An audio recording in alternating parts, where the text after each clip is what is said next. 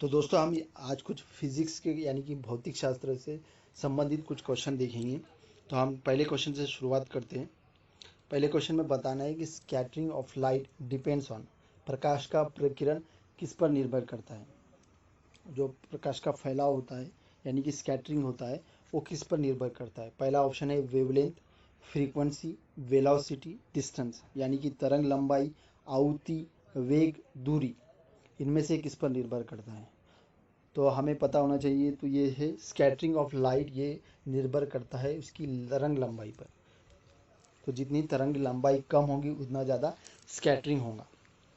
तो correct answer क्या हो, ऑप्शन ए, यानी कि तरंग लंबाई। उसके बाद में दूसरा क्वेश्चन देखते हैं। इसमें बताना है फॉर द बेटर कन्वर्जिंग और diverging spherical lens should have, बेहतर अभिसरण या विचलन के लिए गोलीय लेंस में कौन सा गुणधर्म होना चाहिए। तो पहले ऑप्शन दिया है मिनिमम फोकल लेंथ, कम से कम दूरी होनी चाहिए। लार्जर फोकल लेंथ होनी चाहिए यानी कि लंबी फोकस दूरी होनी चाहिए। ऑप्शन ए, दोनों ए और बी। डी ऑप्शन दिया है नन ऑफ दी अबव। तो जो फोकस दूरी है वो कितनी रखनी चाहिए हमें ये बताना है। तो फोकस दूरी कम से कम होनी चाहिए, मिनिमम फोकल लेंथ होनी चाहिए। तो फोकल लेंथ अगर कम होंगी तो उसका क्या होगा, लेंस की क्षमता बढ़ेगी, और लेंस की क्षमता जितनी ज़्यादा होगी उतना ज़्यादा अभिसरण या विचलन होगा। तो करेक्ट आंसर क्या है इसका, ऑप्शन ए। तो यहाँ पर एक्सप्लेनेशन दिया है कि जो लेंस की क्षमता है वो फोकस दूरी के व्युत्क्रम के बराबर होती है। तो हम क्या करेंगे, फोकस दूरी को कम करेंगे तो उसकी क्या होगी, लेंस की क्षमता बढ़ेगी, और उससे हम क्या कर सकते हैं, डाइवर्जेंस और कन्वर्जेंस यानी कि अभिसरण या विस्थापन को नियंत्रित कर सकते हैं। उसके बाद में हमें बताना है इम्पल्स इज इक्विवेलेंट टू, आवेग किसके बराबर है। चेंज इन फोर्स यानी कि बल के परिवर्तन के बराबर है। चेंज इन मोमेंटम यानी कि संवेग के परिवर्तन के बराबर है। चेंज इन वेलोसिटी यानी कि वेग के परिवर्तन के बराबर है, या शक्ति के बराबर है। तो इसका सही आंसर है दोस्तों चेंज इन मोमेंटम। जितना संवेग में परिवर्तन होगा उसका जो परिवर्तन होगा, संवेग का परिवर्तन, वो आवेग के बराबर आता है। और आवेग हमें पता है, आवेग क्या होता है, हम थोड़े से शॉर्ट ड्यूरेशन में जो हम फोर्स लगाते हैं यानी कि हम बल लगाते हैं थोड़े से टाइम में, बहुत ज़्यादा फोर्स लगाते हैं, उसी को क्या बोलते हैं, आवेग बोलते हैं। तो ये होगा करेक्ट आंसर। उसके बाद में बता, ठीक है। तो यहाँ पर उसके बाद में नेक्स्ट क्वेश्चन में बताना है what is the SI unit of sound intensity, ध्वनि की तीव्रता की इकाई क्या है, यानी कि ध्वनि की तीव्रता किस में नापी जाती है। पहला है वैट, न्यूटन, फिर है वैट पर स्क्वायर मीटर यानी कि वैट प्रति वर्ग मीटर, जूल। तो इसका सही आंसर है ऑप्शन सी, वैट पर स्क्वायर मीटर यानी कि वैट प्रति वर्ग मीटर। तो साउंड इंटेंसिटी इस पर निर्भर करती है। तो इस साउंड इंटेंसिटी का एक डेफिनेशन है, उसमें बता देते हैं is defined as power carried by sound wave per unit area in direction perpendicular to that area. मतलब यहाँ पर हम कितनी एक साउंड वेव एक एरिया में, एक सरफेस में, एक क्षेत्रफल में कितनी पहुँच रही है, उस पर हम क्या करते हैं, साउंड इंटेंसिटी निकालते हैं। उसके बाद में है इसमें आगे बताना निम्न में से सुमेलित नहीं, फाइंड ऑड मैन आउट, यानी कि इसमें से कौन सा मैच नहीं हो रहा है वो हमें बताना है। तो पहला क्वेश्चन है ट्विंकलिंग ऑफ स्टार, ये रिफ्रैक्शन का उदाहरण यानी कि तारों का टिमटिमाना अपवर्तन का उदाहरण है। ब्लू कलर ऑफ स्काई, ये स्कैटरिंग का उदाहरण है यानी नीले आकाश परिकिरण का उदाहरण है। प्रिज्म डिस्पर्जन यानी कि प्रिज्म विक्षेपण का उदाहरण है। लेंस रिफ्लेक्शन का उदाहरण है यानी कि लेंस परावर्तन का उदाहरण है। यह हमें बताना है कि इसमें कौन सा मैच नहीं होते हैं। तो इसका सही आंसर है दोस्तों, इसका सही आंसर है लेंस यानी कि ऑप्शन डी। लेंस जो है रिफ्रैक्शन का उदाहरण यानी कि परावर्तन का उदाहरण नहीं है, लेंस अपवर्तन का उदाहरण है। लेंस का जो लेंस काम करता है वो अपवर्तन के गुणधर्म पर काम करता है। तो उसका सही आंसर क्या हो जाएगा इसका, ऑप्शन डी। उसके बाद में नेक्स्ट बताना है a moving electrical charge produce यानी कि एक भ्रमणकर्ता विद्युत प्रभार क्या उत्पन्न करता है? ओनली मैग्नेटिक फील्ड, केवल चुंबकीय क्षेत्र, ओनली इलेक्ट्रिक फील्ड, केवल विद्युत क्षेत्र, both magnetic and electric field, चुंबकीय क्षेत्र और विद्युत क्षेत्र दोनों, D none of the above, कोई नहीं, इनमें से कोई नहीं। तो एक भ्रमण करता हुआ चार्ज यानी एक मूविंग इलेक्ट्रिकल चार्ज वो मैग्नेटिक फील्ड और इलेक्ट्रिक फील्ड दोनों प्रोड्यूस करता है, दोनों को उत्पन्न करता है। तो इसका सही आंसर क्या हो जाएगा? Option C. उसके बाद में हमें बताना है नेक्स्ट क्वेश्चन में, at what temperature body will not radiate any heat energy, कौन से तापमान पर पिंड की ऊष्मा का विकिरण नहीं होता है, मतलब उसमें से कोई भी ऊष्मा बाहर नहीं निकलेंगी। तो पहला है 0 degree Celsius, 273 degree Celsius, 100 degree Celsius, -273 degree Celsius. कौन से तापमान पर जो बॉडी का रेडिएशन नहीं होगा? तो करेक्ट ऑप्शन है इसका ऑप्शन डी, यानी कि -273 डिग्री सेल्सियस। और इसी टेम्परेचर को बोला जाता है absolute zero temperature, absolute zero temperature. तो एब्सोल्यूट जीरो टेम्परेचर यानी कि 0 डिग्री की 0 केल्विन, तो इसी को हिंदी में बोला जाता है परम शून्य तापमान। और इसकी जो ये होती है वैल्यू होती है वो है -273.15 केल्विन, इस पर निर्धारित किया जाता है। तो इसी को बोलते हैं हम परम शून्य, एब्सोल्यूट जीरो टेम्परेचर, या फिर इसको बोलेंगे 0 केल्विन।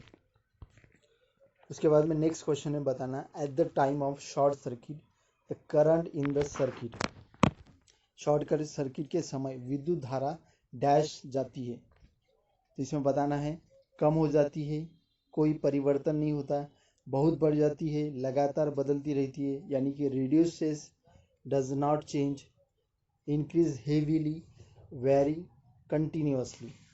तो क्या होता है ये बताना है। तो शॉर्ट सर्किट के समय क्या होता है? शॉर्ट सर्किट के समय विद्युत धारा बहुत बढ़ जाती है, यानी इंक्रीज हेवीली। ये किस वजह से होता है? क्योंकि जो उसका रेजिस्टेंस है यानी कि रोध है, वो रोध एक तरह से शून्य हो जाता है, जीरो हो जाता है, इसलिए उसमें से बहुत ज़्यादा करंट फ्लो होती है। ठीक है, उसके बाद में नेक्स्ट क्वेश्चन में बताना है, frequency of sound dash source is 100 hertz, how many times do it takes to vibrate in minute. एक स्रोत की ध्वनि की आवृत्ति 100 हर्ट्ज है, तो 1 मिनट में वो कितनी बार कंपन करेगा, कितनी बार उसमें कंपन होगा 1 मिनट में? तो देखो 100 हर्ट्ज का मतलब होता है कि 1 सेकंड में वो 100 बार कंपन करेगा। तो हमें 60 सेकंड का निकालना है, यानी कि 1 मिनट का निकालना है। तो क्या करना पड़ेगा? हमें मल्टीप्लाई करना पड़ेगा 100 × 60। तो कितना आ जाएगा आंसर? उसका आ जाएगा 6000 गुना, यानी कि 6000 टाइम्स क्या होगा? उसमें कंपन होगा। तो सही आंसर क्या है इसका? 6000 टाइम्स। उसके बाद में नेक्स्ट क्वेश्चन में बताना है, when a body is cool down it's molecule, एक पिंड के ठंड होने पर उसके अणु में क्या होता है? तो अणु की एनर्जी बढ़ जाती है, स्पीड बढ़ जाती है यानी कि गति बढ़ जाती है, स्पीड डिक्रीजेज गति घट जाती है, मास इंक्रीजेज द्रव्यमान बढ़ जाता है। क्या होता है ये बताना है। तो इसमें होता क्या है ये, इसमें जब हम किसी भी पिंड को ठंडा करते हैं तो उसमें क्या होता है, उसकी स्पीड, उसके अणु की स्पीड क्या होती है? घट जाती है। उसके अणु की स्पीड क्या होती है? घट जाती है, यानी कि करेक्ट आंसर क्या होगा? Option C. उसके बाद में नेक्स्ट क्वेश्चन में बताना है, parsec is a unit of, parsec किसकी इकाई है? गति की इकाई है, वेग की इकाई है, समय या दूरी, यानी कि स्पीड, वेलोसिटी, टाइम, डिस्टेंस। तो पार्सेक किसका यूनिट होता है? तो वो होता है दूरी का यूनिट। हम क्या करते हैं? दूरी मेज़र करने के लिए क्या करते हैं? पार्सेक यूनिट का इस्तेमाल करते हैं। तारों या ग्रहों की दूरी में मोजने के लिए हम क्या करते हैं? पार्सेक यूनिट का इस्तेमाल करते हैं। उसके बाद में हमें बताना है, which law of motion define a single force does not exist, बल का एकल यानी कि अकेले में अस्तित्व नहीं है, ये गति का कौन सा नियम परिभाषित करता है?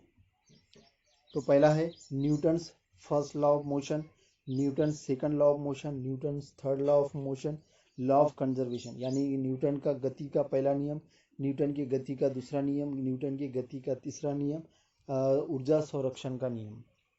तो ये होता है, इसका सही आंसर होता है दोस्तों न्यूटन का गति का तीसरा नियम। न्यूटन के गति का तीसरा नियम ये कहता है कि कोई भी फोर्स अकेले एग्जिस्ट नहीं कर सकता है।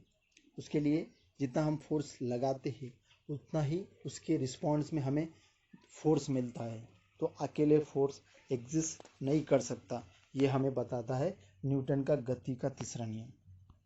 इसके बाद में नेक्स्ट क्वेश्चन देखते हैं, उसमें बताना है विच device does work on the Archimedes principal.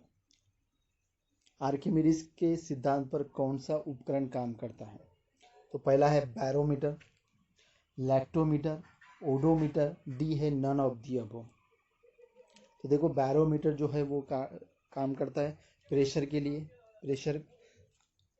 हम यूज़ करते हैं। लैक्टोमीटर, ओडोमीटर का यूज़ किया जाता है स्पीड मोजने के लिए, कोई भी जो वाहन है उसकी गति को मोजने के लिए हम क्या करते हैं, ओडोमीटर का इस्तेमाल करते हैं। तो सही आंसर क्या हो जाएगा इसका, लैक्टोमीटर, यानी कि लैक्टोमीटर का इस्तेमाल करेंगे हम और उससे क्या करेंगे, तो ये लैक्टोमीटर काम करता है आर्किमिडीज के प्रिंसिपल पर काम करता है, आर्किमिडीज के सिद्धांत। उसके बाद में बताना है unit of magnetic field strength, यानी कि चुंबकीय क्षेत्र की तीव्रता का मात्रक क्या है?